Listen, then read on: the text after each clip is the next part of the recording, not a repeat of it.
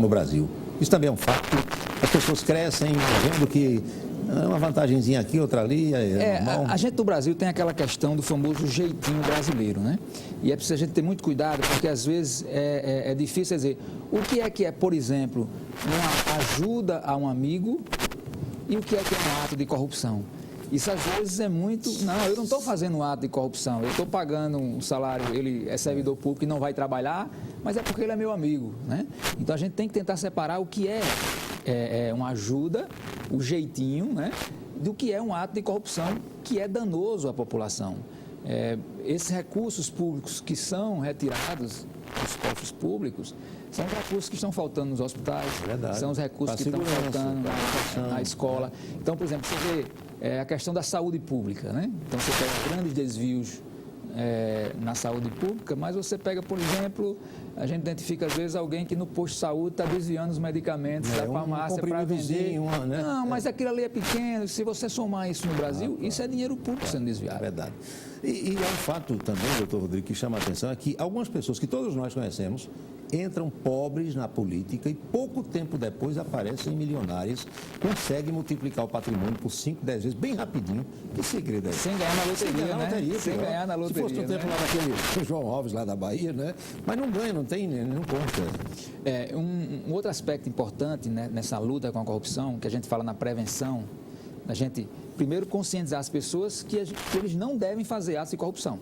Isso aí começa com trabalhos, por exemplo, nas escolas. A CGU tem anualmente um concurso de desenho e redação que a gente tenta levar esse tema para as escolas. Isso aí é importante, essa questão de você capturar esse negócio. Olha, é importante que você não faça. Além de não fazer, é preciso a gente criar uma cultura da intolerância com a corrupção, né? Infelizmente, muitas vezes a gente vê casos que você às vezes fica constrangido em fazer aquilo que é honesto. Que é o correto. E alguém me chama mais de trouxa. Olha, rapaz, trouxa aí quem faz o certo é taxado, você é besta. É verdade. Né? E quem faz o errado, aquilo ali é o esperto. É o esperto. Né? E muitas vezes conta, mas fulano de tal é muito esperto. Né? Eu já vi pessoas dizendo, olha, aquele prefeito entrou e saiu da prefeitura como entrou, que ele é um besta, né? Como se ser honesto fosse ser besta. A gente precisa criar uma inversão. Na verdade, há uma inversão de valores, a gente precisa reverter isso. Ou seja, quem é corrupto precisa ter vergonha de sair às ruas e de desviar dinheiro público. Muito bem. Então a gente vai fazer uma pequena pausa. Hoje é o Dia Internacional de Combate à Corrupção. Nós estamos aqui dando uma pequena parcela dessa contribuição, aliás, outra modesta, no sentido de levar as pessoas a raciocinar, no mínimo, sobre esse tema. Pense, você que está aí almoçando agora, pense nisso. Alguém já lhe ofereceu alguma propina para você facilitar alguma coisa? Você já ofereceu para alguém? A corrupção é praticada só no serviço público ou também nas empresas privadas? A gente volta já conversando com o doutor Rodrigo Márcio de Medeiros Paiva, que é da CGU Regional Paraíba, um instante só.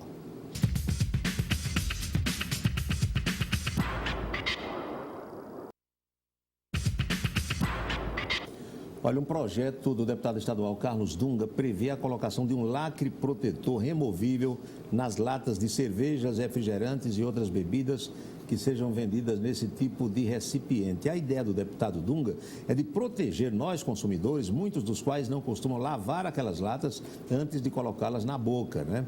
Aquelas latinhas podem ficar muito tempo expostas nas prateleiras dos mercadinhos, nos atacados, dos supermercados, recebendo poeira, urina de rato, xixi de rato e podem servir também de passarela para baratas e outros insetos, e a colocação na boca sem a higienização pode ocasionar doenças às pessoas. Já houve casos de morte de algumas pessoas por leptospirose, que é aquela doença provocada pelo xixi do rato, porque botaram a lata na boca sem lavar.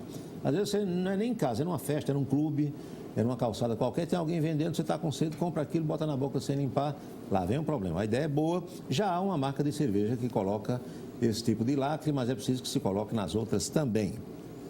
Eu recebi do professor Moacir Alves Carneiro, vou mostrar aqui para vocês, essa revista, 2 exemplares dessa revista, Brasileiros de Raiz. Vou pedir ao Marcelo para mostrar aqui, está aqui, onde tem artigos importantes do professor Moacir Carneiro, que é um paraibano, educador de mão cheia, ex-reitor da nossa UEPB, conhecido no Brasil todo e que hoje faz palestras sobre vários temas, aqui artigos e entrevistas também concedidas por ele, e a gente agradece. Ele hoje é o secretário-chefe do Escritório de Representação institucional do governo paraibano em Brasília.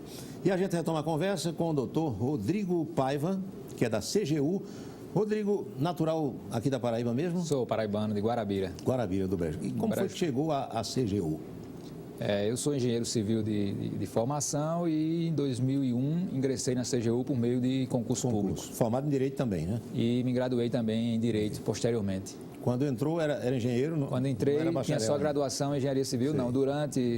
Na CGU acabei sentindo a necessidade aí de me aprimorar na parte jurídica e fiz o bacharelado em Direito. Pois é, interessante. E o concurso era para vagas aqui mesmo na Paraíba ou foi opção? Coincidentemente, aquele concurso teve vagas regionalizadas por estado e tinha vagas específicas aqui para Paraíba, apesar de hoje ser mais vagas para Brasília. Muito bem. E o quadro da CGU aqui, a representação é suficiente? Tem pessoal para fazer o trabalho? Nós temos um quadro bem enxuto, em torno de 30 mais ou menos servidores que trabalham na parte operacional. E como todo órgão público de controle, nós temos uma demanda, né, bem maior do que a nossa capacidade. Né? É óbvio que é necessário sempre aprimorar, mas é importante que os órgãos de controle cada vez mais possam se otimizar para poder responder à sociedade aquilo que ela investiu nesses órgãos por meio de recursos públicos também. Ter condição de fazer o que os que praticam a corrupção têm. Eles têm equipamentos, né? Tem cabeças pensantes também. Né? E aqui na Paraíba, interessante, nós temos o Fórum Paraibano de Combate à Corrupção, o FOCO, né? Que foi criado em 2005. Inclusive, é uma experiência pioneira aqui da Paraíba. E hoje, já em todos os estados da federação, existem fóruns semelhantes. Grande parte, acho que são 8 ou 9, inclusive com o mesmo nome, com o nome FOCO, que foi criado daqui. Que qual é o intuito? É aproximar os órgãos de controle, já que quem comete irregularidade se comunica. Se organiza, né? Também. Então, a gente tem tentado se organizar para tornar mais célere essa comunicação, ações de inteligência. Entra o Ministério Público. Entra o Ministério Público, entra a Polícia Federal, os Tribunais de Contas do Estado, Tribunais de Contas da União. Só para ter ideia, a CGU, inclusive, está fazendo 10 anos agora em 2003, né? Nesse formato que a gente fez. Hoje em dia, a gente já tem uma proximidade muito forte com a Polícia Federal, porque a CGU, ela vai lá e detecta a irregularidade. Mas ela não tem poder de fazer o inquérito, nem de instar judicialmente. Mas, para você ter uma ideia, a gente tem feito muitas operações especiais no Brasil todo, junto com a Polícia Federal. Né? E eu tenho um dado, por exemplo, nesses 10 anos na Paraíba, só na Paraíba foram 8 operações especiais, com resultados importantes, quer dizer, praticamente quase que uma operação por ano. E é importante que esses instrumentos de inteligência, esses instrumentos dos órgãos de controle possam estar afinados para combater a corrupção. É claro que a CGU, como o próprio nome já diz, a Controladoria Geral da União, cuida da parte do dinheiro federal, da verba pública federal. Recursos federais. Mas apenas a título de curiosidade dos nossos telespectadores, a gente sabe que a corrupção não é praticada só no serviço público, né?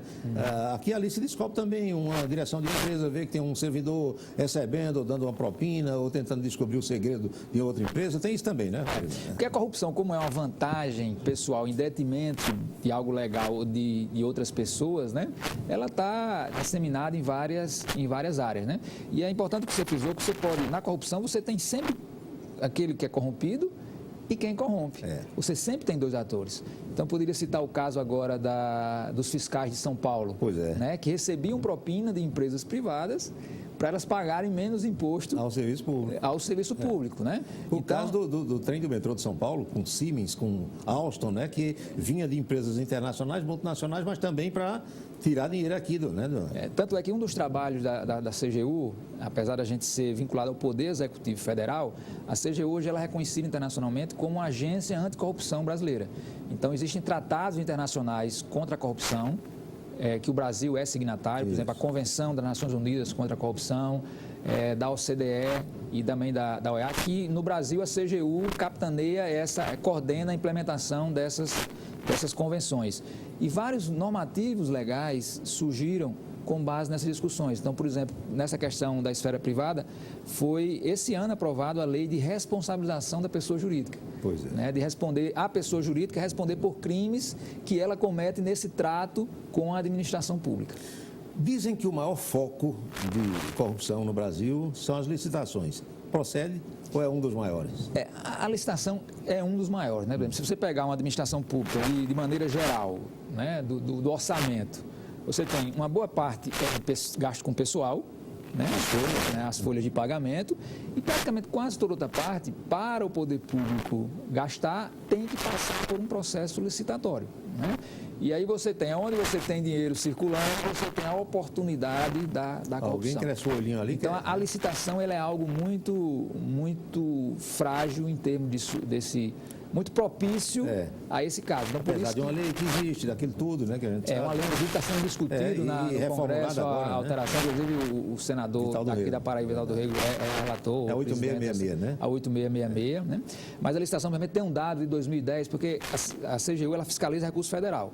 Então, nós fiscalizamos os órgãos federais e fiscalizamos também aquelas verbas federais, convênios que são transferidos para estados que vem para os estados, e municípios, né?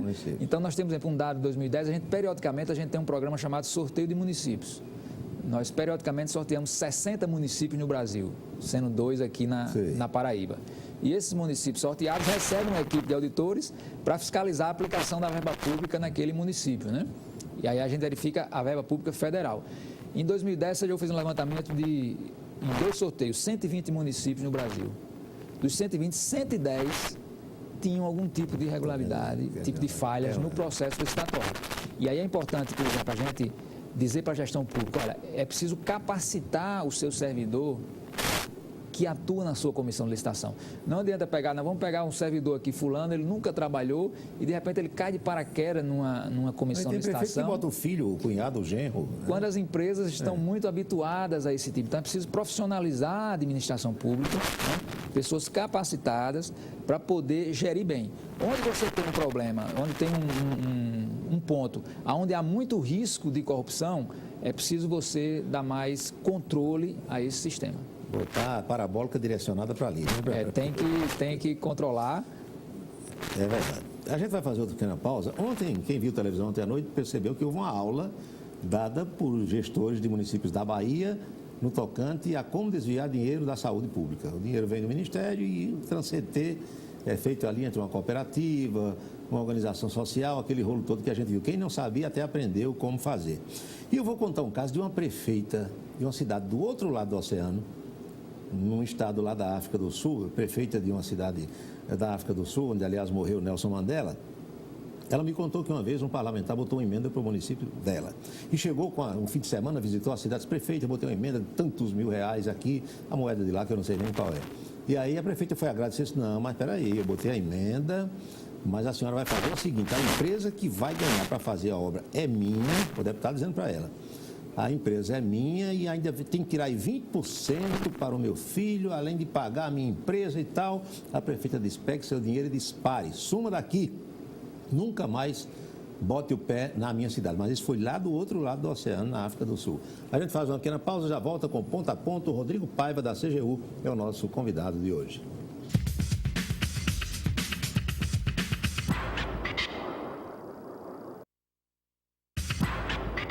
O Ponto a Ponto está de volta e o prefeito de Campina Grande, Romero Rodrigues, confirmou que, conforme já havia anunciado, paga o 13º salário amanhã, dia 10. Mas esse dinheiro pode cair na conta já hoje, né? Dia 9. E no fim do mês, como sempre, dentro do mês trabalhado, ele vai pagar os salários desse mês de dezembro. Desde o começo do seu governo, que o prefeito vem honrando os compromissos com os servidores, até antecipando o pagamento sempre que possível. Aliás, o IPSEM já pagou o 13º salário dos aposentados e pensionistas na quinta-feira, dia 5 desse mês, né? O governo do estado está pagando amanhã também a segunda parcela do 13º, já confirmou que paga dezembro dentro do mês, tem o 14º da educação e tem o abono aí do Bolsa Família, que vem sendo pago desde sábado. Dinheiro circulando, mas é preciso que as pessoas tenham cuidado, porque os ladrões também querem o seu 13º. Então, conscientize-se disso. Do jeito que você vai receber o seu ladrão, quer trabalhar dobrado, que ele também quer panetone, quer o queijo do reino, quer o uísque, quer o vinho, quer o espumante. Então, tem ladrão roubando em tudo que é lugar. Roubo toda hora acontece em tudo que é lugar do Brasil. Doutor Rodrigo Paiva, dizem que nunca se devolve dinheiro desviado através da corrupção. No Tribunal de Contas do Estado, a gente vê toda semana aquelas reuniões, olha, prefeito tal, condenado a devolver tantos mil, mas aí cabe recurso, ele recorre e depois a gente não escuta dizer assim, pagou, devolveu, tomaram alguma coisa. Com a CGU, quais são os resultados práticos? Na verdade é o seguinte, quando a gente detecta uma irregularidade, né, isso é encaminhado ao Tribunal de Contas da União e também à Advocacia Geral da União, que é quem pode dar multas ou pedir o ressarcimento desse recurso, né? Eu não tenho um dado preciso, mas a gente sabe por levantamentos desses órgãos que, infelizmente, ainda um percentual muito pequeno do que é desviado efetivamente volta. Então, você, por exemplo, tem todo um processo judicial... Com direito à defesa. Com direito à defesa. Né? Muitos caem aí por prescrição, outros caem por falta de provas. E daquilo que efetivamente chega ao final, infelizmente ainda nós temos um índice pequeno. Inclusive, uma das coisas importantes para o combate à corrupção é mudar o Código de Processo Civil para dar mais celeridade a esses casos de corrupção. Porque existem possibilidades recursais infinitas. Infinitas, né? E você começa a ficar com processos muito longos. Enquanto não transita em julgado, o sujeito continua se candidatando de novo, né? E tal, Então, agora, como devolver é muito complicado, né? É muito importante a gente tentar prevenir. Evitar que o fato ocorra, né? E um dos remédios fundamentais da prevenção chama-se transparência. Então, é importante, por exemplo, nós tivemos em 2012 a importante lei de acesso à informação. Então, hoje, qualquer pessoa, qualquer cidadão, ele pode chegar em qualquer órgão público, federal, estadual, municipal, e pedir qualquer informação, salvo aquelas informações pessoais ou sigilosas, que devem ser exceção, né? É verdade.